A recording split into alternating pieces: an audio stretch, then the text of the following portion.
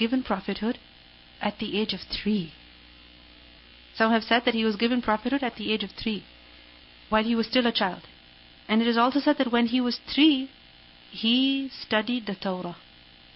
When he was 3, he studied the Torah.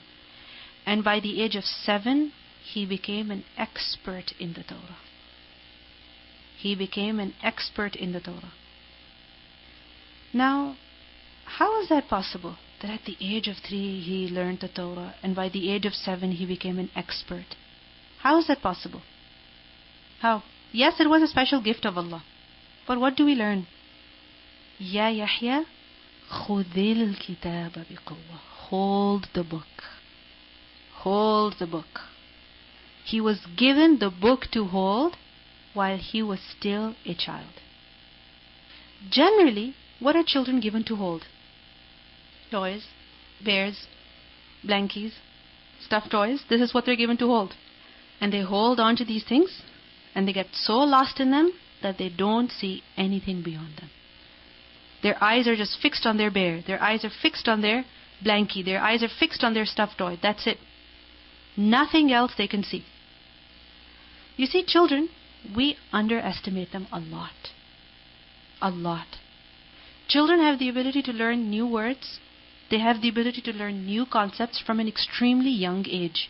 We think, oh, it's a child. What does he know? What can he understand? What can he learn? Of course he can learn.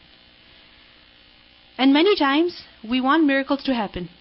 That miraculously my child should become a hafiz.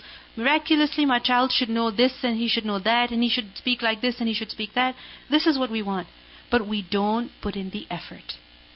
If you want your child to become a knowledgeable person, if you want your child to become a skilled person, then what do you need to do? You need to start from an extremely young age. Because knowledge is gained through hard work. Knowledge is gained through hard work, through study. It's not gained through play dates. It's not gained through watching Barney. It's not gained through hugging bears and holding on to blankies. What is it gained through? Hard work and effort. There's a famous website, babycenter.com. On that it has been said that children, they understand language much earlier than they can speak it. Just when it comes to language, they can understand much before they can speak. By age 1, a child can typically understand about 70 words. By age 1, a child can typically understand how many words? 70. But he can only speak a handful of them. And at about 18 months, a toddler's spoken vocabulary starts to explode, and a toddler begins to add new words at the astonishing rate of 1 word every 2 waking hours. Every 2 hours that a child is awake, how many words can he learn? 1 word. Every 2 hours he can learn 1 new word. This is how quickly a child learns. And by the time a child is 6, he can or she can understand about 13,000 words. At the age of 6. And how many words is the Quran? About 6,000 to 7,000. So a child can understand about 13,000 words at the age of 6. Now we say if a child memorizes the Quran at the age of 10, even that's a big deal. Huh? He can understand 13,000 words at the age of 6. This is average. This is not like gifted, special children. This is average. So we underestimate children a lot.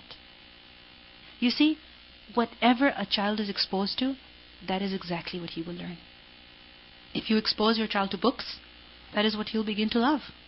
If you expose your child to watching cartoons and watching different things, then that is exactly what he will begin to love.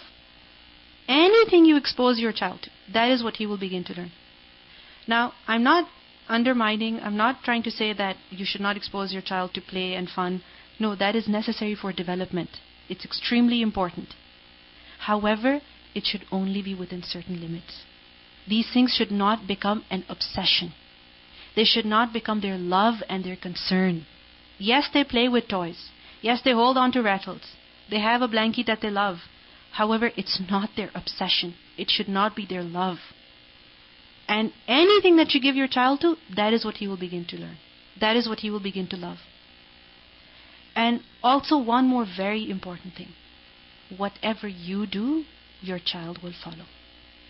If you read the Quran, your child will also pick it up. If you have a phone with you, your child will want your phone. Isn't it? Sometimes it's amazing how you do something and you don't even think that your child is noticing it. But one day he will say the exact same words. Exact same words, and you'll be shocked. You'll be amazed. That just because you're on the computer, your child will also do the exact same thing without you telling him to do it. So anything that you do, that's exactly what your child is going to do. Now Yahya alayhi salam, he was born in a family where his father was the imam, where he was the leader, where he was a prophet, and he saw his father as a knowledgeable person, giving importance to ilm, giving importance to ibadah, and that is exactly what he learned to love as well. So whatever you want your child to do it yourself. Do what you want your child to become. If you want him to read books, you have to read books. If you want him to recite the Quran, you have to recite the Quran. If you want him to wake up early, you have to wake up early. If you want him to go to sleep early, you have to go to sleep early. If you want him to eat at the table properly, you have to do the same. You cannot expect that your child will do something else that you never do yourself. No, your child will follow you. Recently, I was reciting Surah Lahab, and Tabbat yada abi lahabin wa tab. So I was reciting that, and my son, he just got the word tab, and every time he sees the Quran, he says tab, tab, and he will just pick up the Quran from anywhere that he can find it, and he will begin to open it and say tab, tab. I never told him, I never gave him a lesson that, okay, sit down, this is the Quran, you're supposed to read it, and this is the word, now say it, repeat after me. I didn't have to do that. He just got it himself. He learnt it himself. So anything you do, that's exactly what your child is going to do. Now, many times we say that, a child is a child, let him have fun, let him play. These are the days when, a child does not have any worries, any concerns. Don't take his childhood away. Let him have fun. But who says this? A person who does not have a mission, a purpose in his life. A person who has a mission in his life, who wants to accomplish something, who wants his children to become something as well, he will start from a very, very young age. A very young age. You will see this not just in religious people, but also others. You will see people who want their children to become successful. They will teach them their ABCs even before they can talk. They will teach them important things from the time that they're very young. Why? Because they want their children to become something. They want their children to be successful. Now, it doesn't mean that you deprive the child of play, you deprive the child of relaxation. No, that's not the objective. The objective is that along with these things, important things must also be focused on. They must also be focused on. So we see that Yahya alayhi salam, yes, Allah gave him special gifts, but it was also because he was raised in such a family. He was provided that environment. By who? By his parents. So if we want our children to become something, we have to provide that environment to them. And it starts from now. Many of you might think, I don't have a child, not even married. This is not relevant to me at all. It is relevant to you. Because believe me, whatever du'as you will learn now, whatever Quran you will memorize now, that is what you will be able to teach your child. Because many times it happens that you have your child, you want to recite the Quran, you want to recite something to the child, but you don't know what to read except for ABCs, because that's the only thing that you know by heart. So if you want to teach your child, even if it's going to be 5-10 years from now, you have to start learning now. You have to start practicing now. So that when you do have a child, inshallah, you are equipped to train him. You are equipped to teach him. And we also see that Yahya alayhi salam, he was a very different child compared to other children. It is said that Yahya alayhi salam did not have any interest in play. He didn't have any interest in play. When other children would call him, come, let's go play, he wouldn't go with them. Now you might say, oh, how lucky that he was interested in work, in study from such a young age. Our children, no matter how much we tell them, all they want is their Xbox. All they want is their toys. Again, whatever you give to your children, that is what they will begin to love. that is what they will be naturally inclined to. Yes, it was a big gift from Allah subhanahu wa ta'ala. But it was also effort on the part of Zakaria alayhi salam. You see, many times we say that we would like to do something, we would like our children to learn, but right now we're not ready, they're not ready. For example, my child does not wake up early. So how can I bring him to school? My child likes to play in the evening, he likes to just take it easy in the evening. How can I take him to memorize the Quran in the evening? Remember that if you don't have a plan, if you don't have a set schedule, then what's going to happen? You will not be able to accomplish anything. Once you will have a plan, what's going to happen? Everything is going to fall in place. Because what is the promise of Allah? In tansurullaha yansurk. If you help Allah, Allah will help you. This is something that is very true. This is a fact. Many times we wait that once our children, they have grown up and once they have learned and once they have good schedules, then we can take some time out and do something for the deen. But the fact is that you have to take the first step and Allah will come walking towards you. You go walking and Allah will come running towards you. He will send help to you. I'll just give you my example. For instance, Alhamdulillah, I came back to teach at Al-Huda 2 weeks after my son was born. And it was extremely challenging, very difficult, especially because you can imagine a baby at the beginning, you don't know what's going on with the child, why he's crying, why he's behaving like that. What do you do? And when you're alone, you have no idea. In the night, you have to look after the child. But Alhamdulillah, it's amazing how a schedule just formed by itself. By itself. Till today, Alhamdulillah, my son, most of the time, he will sleep at Maghrib time. And then I have the night time to study. And on the weekends, you know what happens? Because I don't have to go anywhere in the morning, I put him to sleep late. And his schedule gets disturbed. But during the weekdays, because I have to come here, I have to do some work, he goes to sleep or something or the other happens in which, Alhamdulillah, everything falls in place. Because you have to take the first step. You can't wait for the children to become perfect. You can't wait for them to tell you, yes, mom, I am ready. I can cooperate with you now. No. You take the first step. Tansurullah, Allah will help you by making your children cooperative. And this is something very typical about children. You cannot wait for them to set a schedule. You set your schedule and they will fall in place. If you have a schedule, your children will have a schedule. If you don't have a schedule, your children will not have a schedule either. It's basically through play, through interaction that you can teach children. We think the only way of teaching children is in a classroom, in a very strict environment. No, you can teach children through play, you can teach them through interaction, and that is one of the best ways. And who can do that? Who can do that? The mother. Because a mother is with the child most of the time. While you're changing the baby, while you're dressing up the baby, while you're nursing the baby, you could be just sitting there with your mouth closed doing nothing, or you could be doing dhikr out loud so that your child listens to that, and he will be interested in that.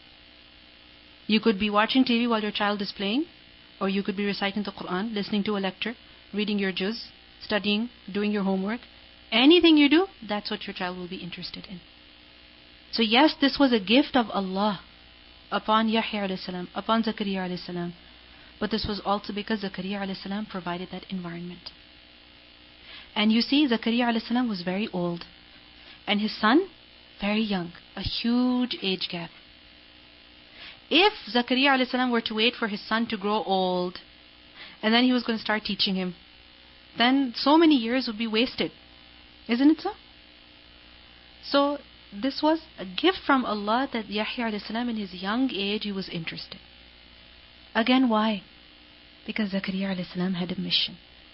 When you have a mission, your children will cooperate. If you wait for them to become perfect, the time will never come. Just do it. Many times it happens that whatever a child is used to listening to, soothing sound, a calming sound, whenever the child will hear it, he will become calm and quiet. Typically when a child is crying, we want to rock him or we want to distract him, we want to swing him in the arms, etc., etc. But it's been seen that, for example, while the mother was pregnant, if a woman listens to particular music a lot, then when the child is born, if she plays the same music, the child will calm down. So if a woman has been listening to the Quran, studying the Quran, this is what she's been doing. Then when the child is born, and if he's upset, if he's disturbed, if he needs to be comforted, you play the Quran, you recite the Quran, and the child will calm down. Many times it used to happen that when preparing for class, I would listen to some lectures to prepare for the class, my mother's lectures. And I guess my child was used to listening to them since I was expecting. And so many times it would happen that I would just put him down, I would play the lecture, and I would get like 15-20 minutes to do my work. Because he was so used to hearing that sound, that was so soothing and calming for him. You see, if you expose your child to your conversation, he will want you to talk. If you expose your child to listening to the Quran, he will want to listen to the Quran. When you get busy in something, when you have a mission, your child will naturally incline towards that. If you wait for your child to tell you, that's not going to happen. Whatever you do, your child is going to do. Children learn by watching, and if parents are reading, the children will also read.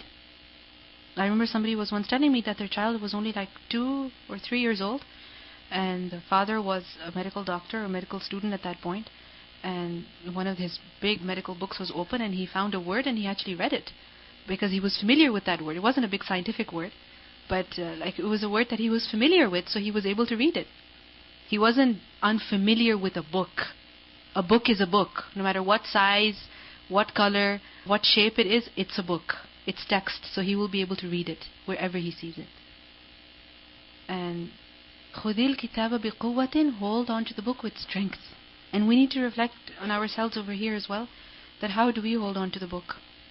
You see, when you're holding on to something with strength, you have it with you all the time. You know it inside out. You know it fully well. Once, my mother was telling me that she visited a church just to see what's going on over there. And there was a man, and when he saw her coming, so he started talking to her about Christianity, and he had a Bible, which he had like, you know how if you put so many stickers on it, so many post-it notes and markers, pointers, so that's exactly what he had done. And he had highlighted in certain colors. So she asked him that, what's the deal with these colors and these different marks? So he mentioned that particular verses or similar themes, he has marked them in one color. So that anytime he's talking to someone, all he has to do is just quickly go through it, open the exact page, and he can tell them the verses. Now this can only happen when a person knows the book, isn't it? So we have to check ourselves over here as well, that how well do we know the book? And many times we delay learning the book until we're older. But the fact is that you can only hold on to the book with quwwah when you have been holding on to it for a long time, since childhood. So never think your children are too young to learn the Quran. They can learn from a very, very young age. Don't delay. Because the more you delay, the more difficult it will become for them. And for child development, they give certain tips, such as anything that you're doing with your child, talk about it. Say it out loud. Like, we're changing the diaper, okay, let's go to the room now, let's go to the washroom now. In our deen, anything that you're doing, there's always some dua for it. When you go to the washroom, when you're drinking something, after you've eaten, when you wake up in the morning. And you will see that when you say these du'as regularly, your child will wait for you to say it. He will wait for you to say it. And when you don't say it, the child will remind you. So these were the special gifts that Yahya a.s. was given. Why? Because on the one hand, there was dua. Zakaria a.s. made dua for dhurriyatan tayyibah. On the other hand, there is also effort. And on the other hand, there is also the mercy of Allah. There is also the help of Allah. Because when a person makes dua and he puts in effort, then Allah will also help him. He will also help him. Both are necessary. Dua and effort. Do something so that you can get the help of Allah. If we don't do anything and we keep waiting for miracles to happen, for things to fall in their place themselves, it's not going to happen like that. You have to do something. Then the mercy of Allah will come. If you keep waiting, you're only wasting your time then. What other gifts Yahya a.s. was given? More qualities. وَحَنَانًا مِن لَدُنَّا, and affection from us. Meaning he was an expression of mercy from us. He was a mercy for the people. Because he was going to be a guide, a leader for them. And Hanan literally means love, kindness, soft-heartedness. And Haneen is when someone is drawn towards something with love and care. And generally this word is used for motherly affection. Motherly affection, because very tender, very compassionate, very kind, very caring, and always concerned. And there is also this element of sacrifice. So this is what Hanan is, motherly affection. It is said, حَنَتِ الْمَرْأَةُ أَوِ النَّاقَةُ لِوَلَدِهَا, that the woman or the naqa, the she-camel, she was very affectionate, very loving, very tender towards her child. So وَحَنَانًا, and he was very affectionate, meaning Yahya alayhi salam was very affectionate, or secondly, he was an expression of our mercy. So two meanings. Hanan, first of all, describes Yahya alayhi salam that he was Hanan. And if we connect this with the previous ayah, he was given hukm, and he was also given Hanan. وَزَكَاةً, and also purity. Meaning he was also given zakat, purity from sin, purity of mind, purity of character. And because of this reason, he was mardiyya. وَكَانَ تَقِيًّا, and he was also God-fearing. He also feared Allah subhanahu wa ta'ala. He was obedient to Allah, he refrained from disobedience. So we see that he was given three more qualities. Beside hukm, he was given compassion, he was given purity, and he was also given God consciousness. And these qualities are essential for idari. Essential for idari. Very, very important. It's not just enough that a person knows the book very well, that he is holding on to the book with quwwah, خُذِ الْكِتَابَ بِقُوَّةٍ. That's not sufficient. With knowledge, you also need compassion. You also need purity. Because if a person does not have affection and mercy for other people, he will not be able to convey. He will not be able to bear the hardships.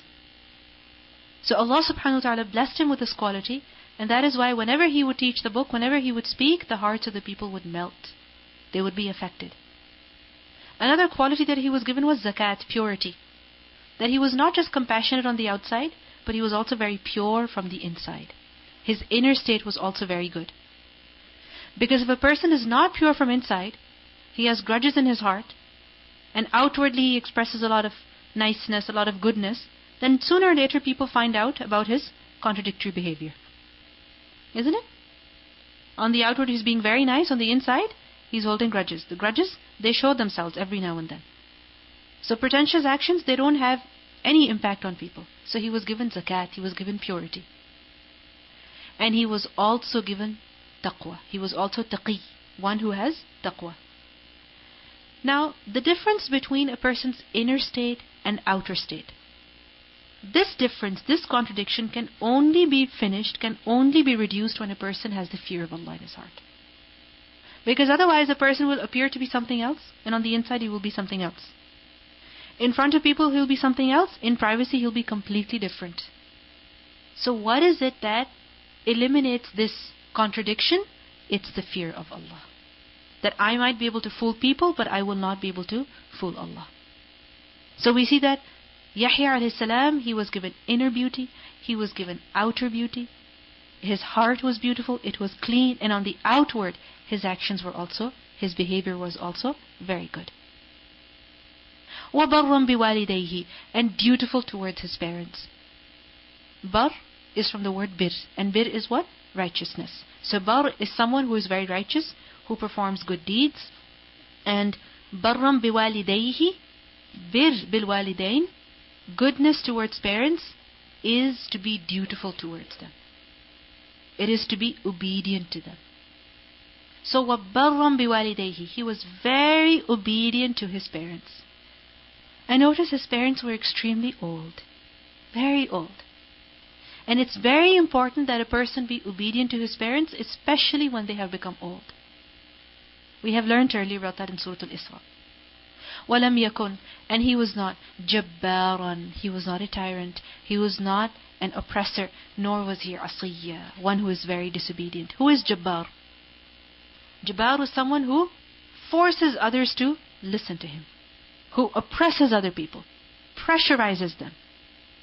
He tries to be above people. He tries to have the upper hand over them, even if he does not deserve it. So he was not jabbar, he was not oppressive, he was not harsh, he was not rude, he was not arrogant towards his parents.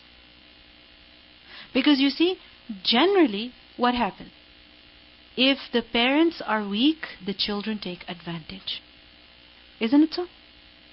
If the parents are very soft, if the parents are very lenient, if they don't know that much, if they're not that street smart, you can say, what happens? Children, they take advantage of them. If parents are very simple, or they're old, or they're weak, again, children will become oppressive towards them. Like for example, if the parents are strong, if the child dares to disobey them, he fears that my father, for example, will beat me. But if the parents are old, the child can do anything. Isn't it? So he was not jabbar towards his parents. And neither towards parents, nor was he jabbar towards other people. Nor was he asi. Asi is who? Kathir al-usiyat. Someone who is very disobedient. So he was not disobedient to his parents, nor was he disobedient to Allah subhanahu wa ta'ala.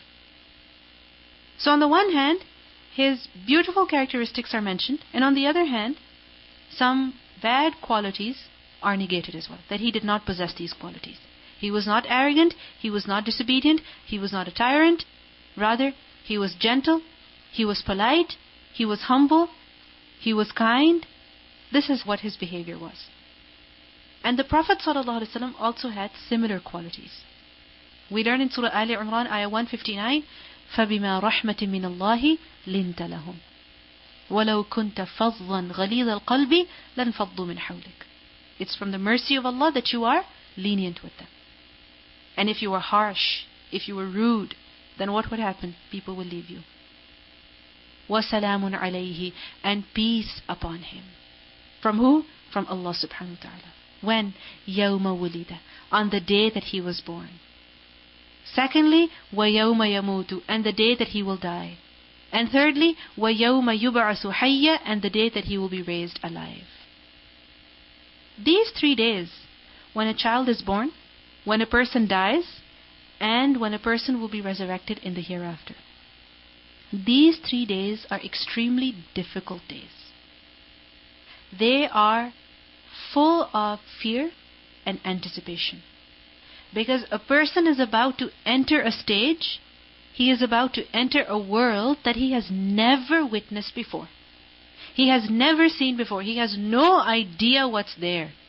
He has no idea what might happen, what could happen. Sufyan ibn Uyayna, he said, the loneliest that a man will ever feel is in 3 situations. The loneliest. He is alone. The first situation is on the day that he is born, when he sees himself coming out of what he was in. The second situation is on the day that he dies, when he sees people that he will not see anymore. And the third situation is on the day when he is resurrected, when he sees himself in the great gathering.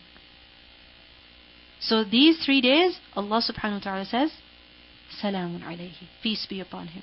He will be saved from fear, he will be saved from anxiety, from any harm, from any fear, anything dangerous whatsoever. Peace be upon him. And this was again a special gift upon him by Allah subhanahu wa ta'ala. Why? Because of all these qualities that he possessed. Think about it. If a person has been righteous, if a person has been kind, if he has been dutiful, if he has been giving the haqq of the deen of Allah, the book of Allah, then obviously when he will die, what's going to happen? Ya ayyatuhan nafsul mutma'inna. The angels are going to give him good news. So he will be safe from fear. He will be safe from anxiety. So this is a gift of Allah when a person is worthy of it. We expect many miracles to happen. We want that miracles should happen, but we forget that work is necessary. We have to prove ourselves worthy as well. Let's listen to the recitation from the beginning. أعوذ بالله من الشيطان الرجيم. بسم الله